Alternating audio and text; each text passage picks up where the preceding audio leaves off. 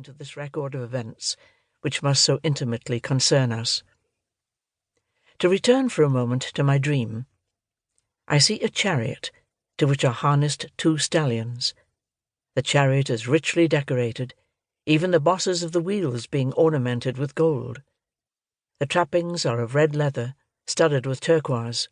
But it is the colour of the horses which is remarkable. They are both black and white, the variation occurring in irregular patches. They appear docile, and stand quietly mouthing their silver bits in the shade of some date palms. I now see a man standing in the chariot, which moves smoothly along a track that I recognise for the one leading eastwards across the desert. The man increases the pace to a gallop, and leans back, with his hair streaming in the wind. Far from being alarmed at the speed, which is surely excessive, considering the increasing roughness of the ground, he appears exultant. A hare, pursued by a jackal, dashes almost under the horse's hoofs. They swerve, and the man is flung from the chariot like a stone from a sling. From the way he is lying, it is certain that his neck is broken. It is only at this stage of the dream that I realise the dead man is myself. The only additional information I could gather from the repetitions of the dream is that the dates on the palm trees, which occur in the first scene, are ready for picking.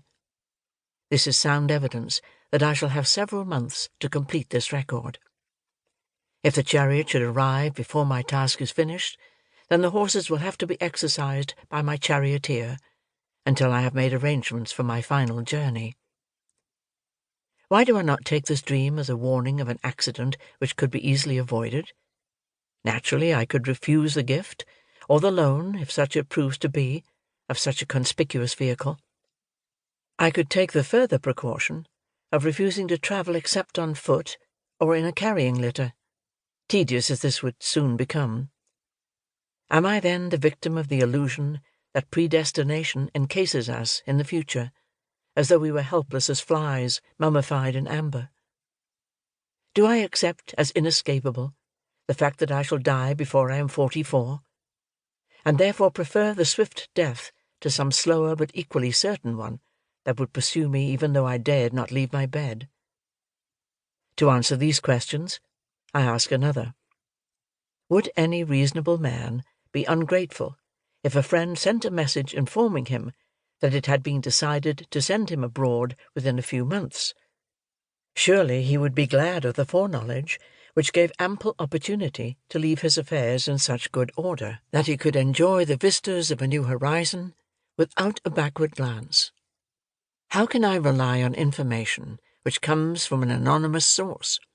Were I a more competent wearer of the golden sandals, a priest of such authority that he has no need of symbols, then I would be in a position to say, "My wife, Sensen, has sent me a message to tell me that at the time of the date harvest I shall have the felicity of joining her on the other side of the river."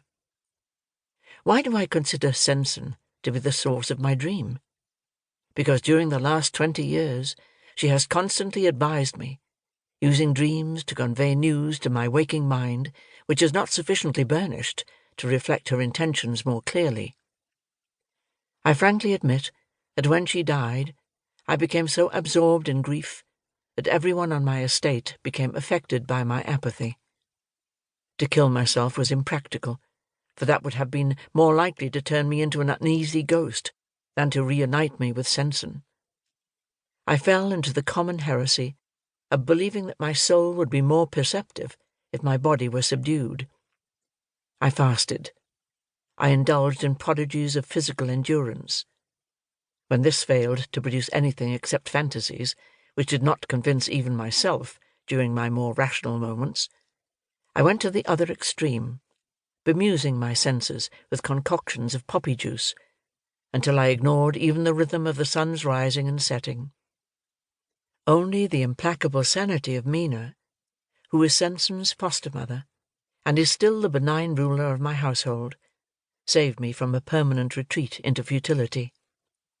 She treated me as a child who, in spite of its efforts to be hated, remains beloved. She was my only link with reality, for it is impossible